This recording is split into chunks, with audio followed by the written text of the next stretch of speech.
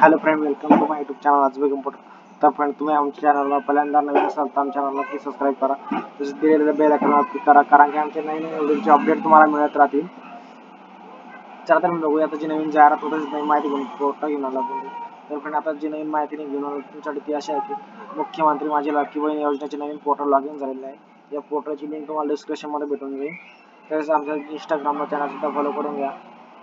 तर फ्रेंड, चला बघू आता नवीन पोर्टल लॉग इन झालेलं आहे ती. तर लाडकी बहीण महाराष्ट्र.gov.in महाराष्ट्र लॉग इन झालेलं पोर्टल आहे. तसेच हेल्पलाईन नंबर सुद्धा आहे 181. या हेल्पलाईन नंबरवर जाऊन तुम्ही माहिती जाणून घेऊ शकता. तसेच यासाठी जे आवश्यक कागदपत्रे सुद्धा दिलेले आहे. त्याच्यावर लॉग इन करून बघू शकता काय काय डॉक्युमेंट आहे त्याचे काय काय नाही.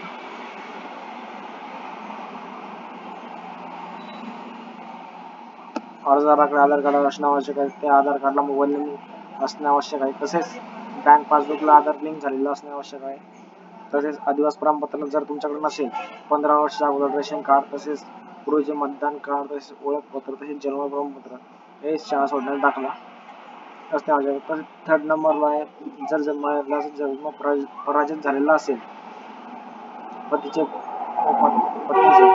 तर त्यांच्याकडे 15 वर्षांचे रेशन कार्ड, तसेच 15 वर्ष मतदान ओळखपत्र, तसेच शाळा सोडण्यास दाखला महाराष्ट्रातला असं असणे आवश्यक आहे. तर चौथ्या नंबरला वार्षिक उत्पन्न तुमचं 2.5 लाखापेक्षा कमी असणे आवश्यक आहे.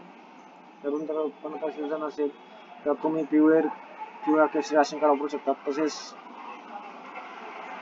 शुभ्र शिधापत्रिका असल्यास अथवा कोणत्याही शिधापत्रिका नसल्यास वार्षिक उत्पन्न 2.5 लाखापेक्षा कमी असल्याचे प्रमाणपत्र आवश्यक आहे.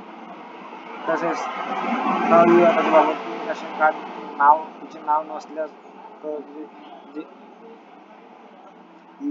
लग्नाचं जे हे असतं, लग्नाचे विवाह प्रमाणपत्र असेल ते चालेल. तसेच रेशन कार्ड उत्पन्न दाखला सुद्धा चालेल, ग्राह्य धरला जाईल. तसेच बँक खात्याचा तपशील,